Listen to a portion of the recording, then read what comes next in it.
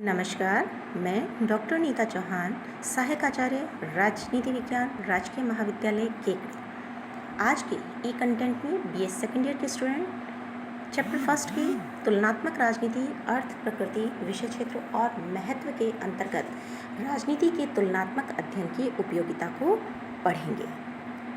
पूर्व के ई कंटेंट में हमने तुलनात्मक राजनीति के विषय क्षेत्र को देखा और उम्मीद करती हूँ कि आपको विषय क्षेत्र के संबंध में किसी प्रकार की कोई परेशानी नहीं आ रही होगी। इसी क्रम को आगे बढ़ाते हुए हम राजनीति के तुलनात्मक अध्ययन की उपयोगिता को यहाँ देखेंगे। तुलनात्मक राजनीति का अध्ययन करना क्यों आवश्यक है, इसके अध्ययन का वास्तव में क्या महत्व है, राजनीतिक व्यवस्थाओं और प्रक्रियाओं की जो तुलना की जाती है वह क्यों की जाए, एक सी अथवा अलग अलग जो राजनीतिक संस्थाएं हैं उनकी अगर तुलना की जाती है तो उसकी क्या उपयोगिता है। तुलनात्मक राजनीति का अध्ययन समसामयिक राजनीति विज्ञान का हृदय है। तुलनात्मक राजनीतिक अध्ययन के मुख्य प्रयोजन इस प्रकार से समझे जा सकते हैं। नंबर 1, राजनीतिक व्यवहार को समझना। तुलनात्मक राजनीति के अध्ययन का महत्व या उपयोगिता इस बात में निहित है कि तुलनात्मक अध्ययन से देश की, बाहर के देशों की तथा अंतर्राष्ट्रीय राजनीति व राजनीतिक व्यवहार को समझने में मदद मिलती है। राजनीति का तुलनात्मक अध्ययन विदेशों में पर्यटन के समान है। इससे यह पता चलता है कि किस प्रकार विभिन्न समाजों में रहने वाले मनुष्यों का राजनीतिक व्यवहार भिन्न होता है। राजनीतिक व्यवहार के समुचित अध्ययन से हम सहज में उन प्रश्नों का उत्तर प्राप्त कर लेते हैं कि क्यों एक राजनीतिक व्यवस्था और संस्था एक समाज में सफल होती है और अन्य समाज में वह असफल हो जाती है। क्यों मार्क्सवाद केवल सोवियत संघ में अपनी जड़ों को जमा पाया, पूर्वी यूरोप तथा सोवियत संघ में मार्क्सवादी व्यवस्था का विघटन क्यों हुआ, क्यों एशिया और अफ्रीका के अनेक राज्य अधिनायकवादी प्रवृत्तियों से मुक्त हो रहे हैं और क्यों संसदीय प्रणाली ब्रिटेन में राजनीतिक स्थायित्व ला सकी पर फ्रांस में राजनीतिक स्थिरता नहीं हो सकी। भारत में लंबे समय तक एक दल अर्थात कांग्रेस का प्रभुत्व बना रहा। इन सब बातों को समझने के लिए आवश्यक है कि राजनीतिक व्यवहार की निरंतरता की खोज की जाए और उसके कारकों का स्पष्टीकरण किया जा सके। दूसरा बिंदु है राजनीति को वैज्ञानिक अध्ययन बनाना। राजनीति शास्त्री इस बात के लिए सदैव प्रयत्नशील रहे कि राजनीतिक व्यवहार से संबंधित ज्ञान को विज्ञान का रूप किस प्रकार दिया जाए। इस खोज में तुलनात्मक राजनीतिक अध्ययन अधिक उपयोगी है। विज्ञान में नियम प्रतिपादन न केवल राजनीतिक प्रक्रियाओं की अनेकता से संभव है वरन परस्पर प्रतिकूल व विविधताओं वाले राजनीतिक आचरण से ही उपलब्ध प्रचुर सामग्री से संभव है।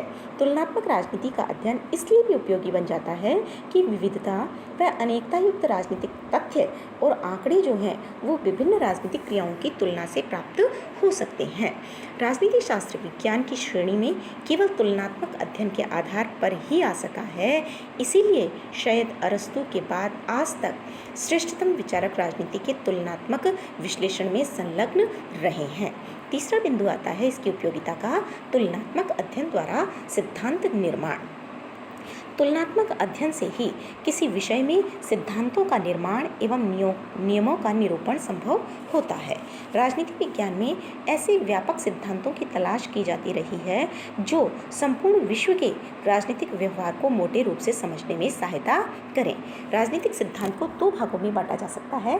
प्रथम आदर्शमूलक सिद्धांत और दूसरा आनुभविक सिद्धांत। आदर्शमूलक सिद्धांत जिसमें कि व्यक्ति अपने मस्तिष्क में एक कल्पना करता है व्यवस्थाओं के बारे में और फिर उस कल्पना को रचनात्मक रूप दिया जाता है, जैसे कि प्लेटो के द्वारा दार्शनिक राजा व आदर्श राज्य की कल्पना की गई थी। इसके ठीक विपरीत आनुभविक सिद्धांतों में राजनीतिक व्यवहार के वास्तविक तथ्यों को समझकर सिद्धांतों का निर्माण होता है।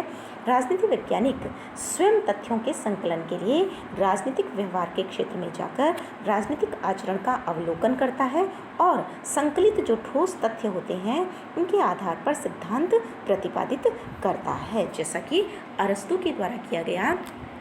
अरस्तू ने 158 देशों के संविधानों का अध्ययन किया और तब उसने पॉलिटिक्स की रचना की। इसी आधार पर अरस्तू को यथार्थवादी राजनीतिक विचारक कहा जाता है।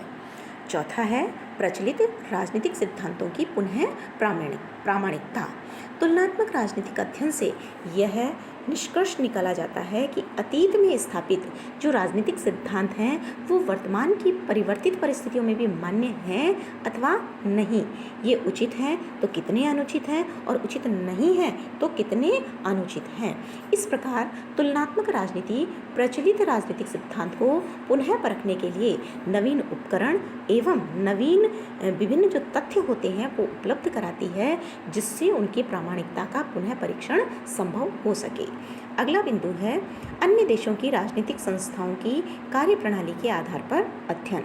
तुलनात्मक राजनीति विशेषकर हम इसमें विदेशों में जो सरकार और राजनीति के क्षेत्र में जो घटित और संभावित जो घटनाएं होती हैं उनको अच्छी प्रकार से वैज्ञानिक और आनुभविक तरीके से करने में सहायता देती है। तुलनात्मक अध्ययन के माध्यम से हम अन्य देशों की जो राजनीतिक संस्थाएं हैं उनकी किस प्रकार की कार्यप्रणाली है उनके आधार पर अपनी राजनीतिक संस्थाओं का अध्ययन कर सकते हैं। अगला है शासन पद्धति और विचारधारा का संबंध। विभिन्न राज्यों की शासन पद्धतियाँ उनकी ऐतिहासिक व भौगोलिक दशाओं, सामाजिक, आर्थिक व राजनीतिक संस्थाओं तथा विचार से निर्धारित होती है। तुलनात्मक राजनीति के माध्यम से इस बात का अध्ययन किया जा सकता है कि शासन पद्धति और विचारधारा का किस देश में कितना गहरा संबंध है। नेक्स्ट है शासन पद्धति का अध्ययन करने वालों के लिए उपयोगी। शासन पद्धतियों के अध्ययन करने वाले जो अध्येता हैं वो अन्य देशों की राजनीतिक पद्धतियों के अध्ययन से उपयोगी जानकारी प्राप्त कर सकते हैं। इस जानकारी को तुलनात्मक पद्धति द्वारा व्यवस्थित करके और अधिक उपयोगी बनाया जा सकता है। तो इस प्रकार हम कह सकते हैं कि जो तुलनात्मक राजनीति है उसका अध्ययन आज के समय की आवश्यकता है, क्योंकि विभिन्न देशों की जो संविधान है उनका अध्ययन करने के पश्चात उनकी जो शासन व्यवस्थाओं में जो संचालित व्यवस्थाएं हैं उनको उनके आधार पर अपनी जो शासन व्यवस्था है उसमें आमूलचूल परिवर्तन किया जा सकता है और उसको एक नया स्वरूप प्रदान किया जा सकता है।